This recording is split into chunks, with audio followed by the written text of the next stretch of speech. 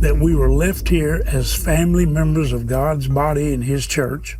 We were left here to fulfill His dream, His desire, His kingdom purpose on His earth. James Robison became one of the most influential voices in American evangelicalism, reaching millions through bold preaching, public influence, and humanitarian work. But his story was never simple. Behind the powerful sermons were struggles, controversy, and a difficult childhood that shaped the man he became. Over time, his mission shifted from fiery public battles to compassion in action, feeding the hungry and helping provide clean water to communities in need. His life raises a powerful question. How can faith, failure, conviction, and grace exist in one legacy? James Robison's journey offers inspiration, complexity, and lasting impact. The sudden passing of James Robison. On Sunday, May 17, 2026, Life Outreach International stunned the Christian community with the announcement of Reverend James Robison's death. At 82 years old, Robison had been an enduring voice in evangelical circles for over 6 decades. The ministry's board shared a heartfelt statement that not only confirmed his passing, but also underscored the legacy he and his wife, Betty, had built together. They described a life spent sharing the gospel and extending hope, healing, and practical help to those in need around the world. The statement also reassured supporters that the ministry's mission would continue, feeding the hungry, providing clean water, and spreading the message of Christ. They closed with a poignant passage from Matthew 25, highlighting Robison as a good and faithful servant. At the time of the announcement, no official cause of death was disclosed, which left many followers and observers searching for more answers. The news sent ripples through a global audience that had grown familiar with Robison's voice and vision. Robison's sudden passing came at a moment when a lot of people still saw him as an active spiritual leader. He had preached well into his 80s, so the news felt jarring, almost like it happened a little too fast. His longevity in ministry, together with the profound impact of Life Outreach International, made it seem like a final closing of a pretty significant chapter in evangelical history.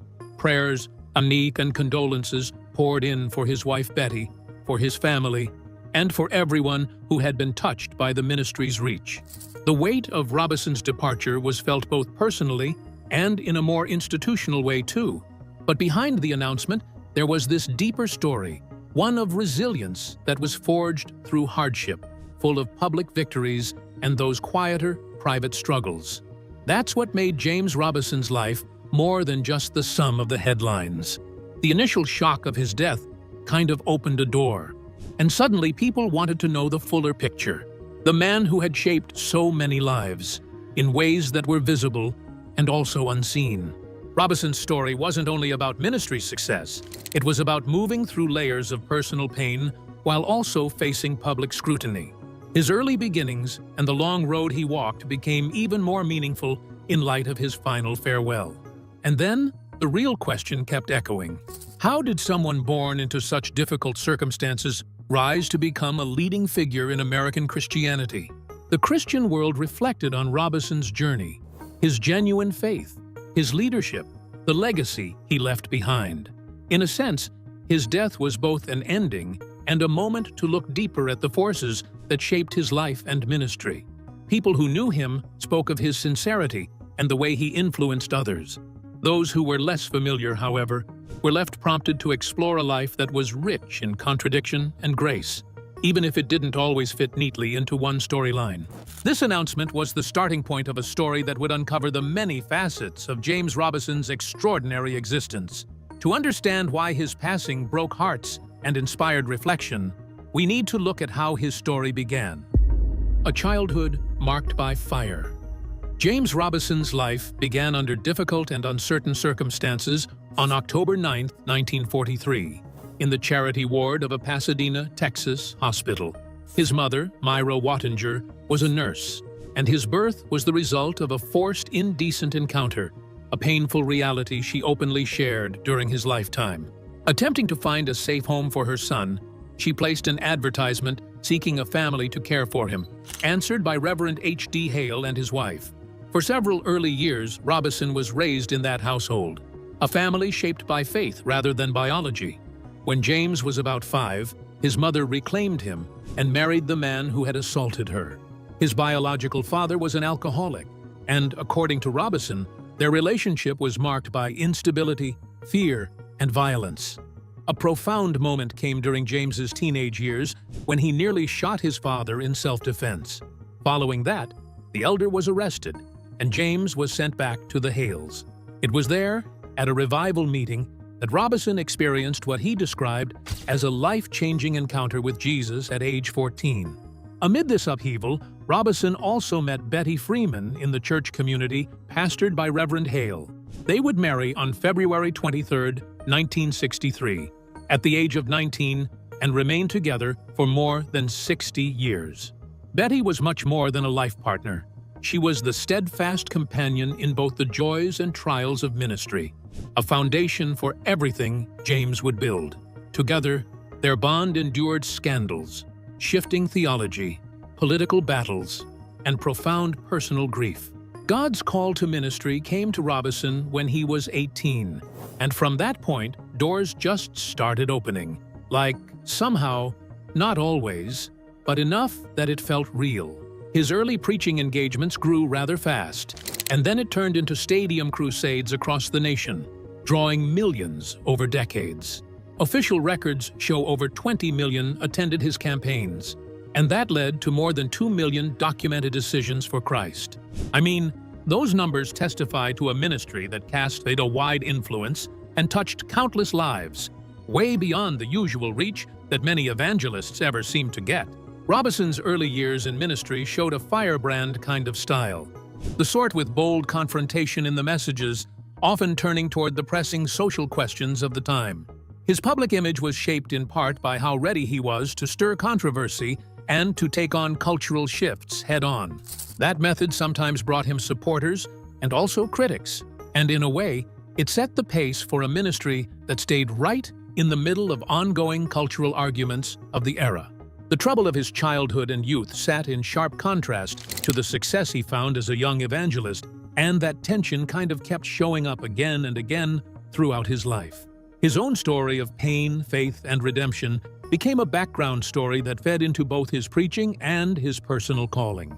You could say the roots of his sturdiness and his commitment were tied to those early formative experiences, even if people didn't see all of it. But stepping beyond the personal side, Robison's arrival into the public eye lined up with a shaky, volatile period in America's social and cultural history. It was into that climate that he carried a message of conviction, and also a voice willing to engage the culture wars, not just whisper around them, but walk into it. The foundation laid by his early life challenges set the stage for the next phase of his ministry: rise as a firebrand evangelist. By the 1970s, James Robison had become one of the most recognizable firebrand evangelists in America. His preaching was passionate, direct, and often confrontational, drawing massive crowds through citywide crusades and reaching millions more through television. He did not avoid controversial issues. Instead, he leaned into them, speaking with a boldness that made him both admired and criticized. His style helped set him apart in a changing religious and cultural landscape. Robison's sermons often addressed morality, politics, and national identity, placing him at the center of debates that were shaping evangelical America. To supporters, he was a fearless voice defending biblical truth. To critics, he was a divisive figure stirring conflict in an already tense society. One of the biggest controversies came in 1979, when comments he made about homosexuality on his Dallas television program sparked backlash from a gay rights group. The group demanded equal airtime under the Fairness Doctrine, and the station responded by canceling Robison's broadcast. His supporters reacted strongly, and the public pressure eventually led to the show being restored. The incident revealed just how powerful and polarizing his voice had become. Robison's influence reached a major turning point in August 1980, during the National Affairs briefing at Reunion Arena in Dallas. Sharing the stage with presidential candidate Ronald Reagan, Robison delivered a fiery call for Christians to step into public life. His message that it was time for God's people to come out of the closet energized many evangelicals who believed their values needed a stronger voice in government and culture. That moment became closely tied to the rise of conservative Christian political activism. Mike Huckabee, who worked as Robison's communications director in the 1970s, later credited James and Betty Robison as major influences on his life and leadership. The Dallas rally became part of a larger movement that helped mobilize evangelical voters and shape American politics. But the same influence that brought Robison national attention also created personal strain. By the mid-1980s, he began to recognize that fame, ambition, and constant public conflict had changed him. He later admitted that he had become someone he no longer recognized or liked. That realization marked a turning point. Robison stepped back from the political spotlight, sought forgiveness, and began broadening his spiritual outlook. Over time, his ministry shifted from confrontation to compassion, focusing more on humanitarian work and practical help for the suffering. This transformation became one of the most important arcs of his life. The fire of his early years set the backdrop for the humanitarian mission that would come to define his later decades: political influence and national impact. James Robison's rise as a bold preacher eventually brought him into the center of American religion and politics. By the late 1970s and early 1980s, he had become one of the major evangelical voices speaking into national issues. His preaching reached millions, but what made him stand out was his willingness to confront cultural and political debates directly. One of the most important moments came in August 1980 at Reunion Arena in Dallas during the National Affairs Briefing. The event gathered major evangelical leaders and became a turning point in the political awakening of conservative Christians. Robison stood alongside presidential candidate Ronald Reagan and delivered a message that stirred the crowd. He urged believers to come out of the closet and take their place in society and government. That message captured the energy of a movement that was already growing across America. Many evangelicals believed their values were being pushed out of public life, and Robison's words helped give that frustration a national voice. The rally became closely tied to the rise of faith-based political activism and the broader evangelical resurgence that shaped American politics in the late 20th century. Robison's influence kind of spread into future political leaders as well, not just the church world. Mike Huckabee, who served as his communications director in the 1970s, later said James and Betty Robison were major influences on his life. And it was more than just preaching. Honestly, they shaped people who would go on to step into leadership, politics, and ministry later. Still, Robison's political pull wasn't all clean lines and easy wins. As his name got bigger, he felt himself drawn deeper into public fights, non-stop media attention, and the hard requirements that come with power. The whole blend of faith, politics, and personal ambition started touching him in ways he later admitted were dangerous, even if at the time it didn't feel that way. By the mid-1980s, he began distancing himself from that political identity. He flat out acknowledged that fame plus the drive to have influence had changed him into someone he no longer wanted to be. That kind of confession, it became a turning point, like for real. Rather than staying in the center of that political confrontation, Robison moved toward personal renewal and, in a quieter sense, a wider spiritual outlook. He and Betty got more closely connected with charismatic and renewal-focused communities.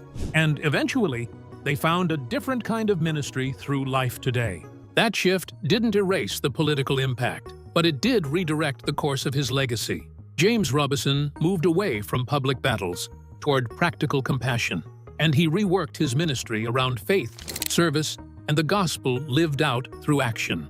Even as Robison stepped away from the political spotlight, the echoes of his influence lingered, a reminder that faith and politics had been irrevocably intertwined in his story. Personal struggles and spiritual pivot. James Robison's public image was built on bold preaching, fiery conviction, and national influence. But behind that public life was a private journey marked by struggle, reflection, and spiritual change. At the height of his career, Robison began to recognize that the pressure, attention, and desire for admiration had affected him deeply. He later admitted that he had become someone he barely recognized, and his wife Betty had seen the change even earlier. This realization pushed him into a season of repentance and personal realignment. It was not a simple change in style, but a deeper shift in identity and purpose. Robison sought forgiveness, stepped back from the intensity of political battles, and began broadening his spiritual outlook. He and Betty became more connected to faith communities focused on renewal, healing, worship, and the work of the Holy Spirit. Their involvement with Gateway Church reflected part of this transition, placing them in a ministry environment centered less on political confrontation and more on spiritual restoration. Still, that chapter later became more complicated as scandals surrounding the church added another layer of complexity to their story. Like much of Robison's life, it was never entirely simple. A major turning point came through Life Today, the daily television program James and Betty co-hosted. The show gave them a new platform, featuring testimonies, public figures, ordinary people, and humanitarian stories from around the world. It opened the door for a different kind of ministry, one focused not just on preaching, but on listening, compassion, and practical help. That mission got clearer during a trip to South Africa, where the Robisons came across missionaries working right alongside poverty, hunger, and disease. What they saw really shifted things. He stopped leaning so much on public influence and started pushing tangible acts of mercy more directly. Out of that whole vision came Life Outreach International, which became the main work of his later years, or at least the thing he kept returning to. With Life Outreach, more than 9,500 water wells have been provided, so clean water reaches over 9.5 million people. And the feeding programs, they nourish more than 350,000 children each day. Plus, there are disaster relief efforts, anti-trafficking work, and shoe distribution too. Robison also came to believe the gospel could not just be stated. It had to be shown through action. Clean water, food, safety, and compassion weren't separate from faith. It was how faith looks when it's lived. The complexities of his journey teach us that faith and leadership often involve pain, growth, and transformation, elements that made Robison's final chapters among the most meaningful of his remarkable life. Humanitarian legacy and ongoing ministry. James Robison's later years showed a major shift in his life and ministry. After years of public preaching and political involvement, his focus turned more deeply toward humanitarian outreach. Through Life Outreach International, the ministry he founded with his wife Betty, Robison helped lead efforts that brought clean water, food, and practical support to vulnerable communities around the world. This work became one of the most defining parts of his legacy. Life Outreach International has helped drill more than 9,500 water wells, giving clean water to over 9.5 million people. Its feeding programs also provide daily nutrition to more than 350,000 children across Africa, helping fight hunger, malnutrition, and preventable suffering. But the ministry did not just stop at water and food. It sort of kept expanding, into disaster relief, anti-trafficking efforts, and even programs that gave children shoes in hard, difficult living conditions. For Robison, compassion was not something separate from faith. He thought the gospel had to be lived out through action, especially when folks were dealing with hunger, thirst, danger, or just loss. His TV program, Life Today, co-hosted with Betty, kind of became this big platform for sharing these needs with a global audience. With strong stories from villages, crisis zones, and families that were really struggling, viewers were invited to join the mission and to not stay on the sidelines. In 2015, Robison also started The Stream, an online platform with Christian commentary about faith, culture, and public life. Meanwhile, the Robison family also went through serious personal grief when their daughter Robin died in 2012 after a long battle with throat cancer. Her faith left a lasting mark on the ministry and on the message. Even though James Robison's life had controversy, struggle, and a lot of complexity, the last decades showed a legacy of compassion. His work kept on feeding children, providing clean water, and showing faith through service again and again. James Robison's life was a journey of faith, struggle, and profound impact, from bold evangelism to compassionate humanitarian work. His legacy challenges us to embrace both truth and grace, recognizing the power of a life spent serving others. If this story moved you, please like and subscribe for more honest and meaningful stories from the Christian world. And before you go, click the next video on your screen to discover another powerful story of faith, legacy, and the lives that continue to shape Christian history.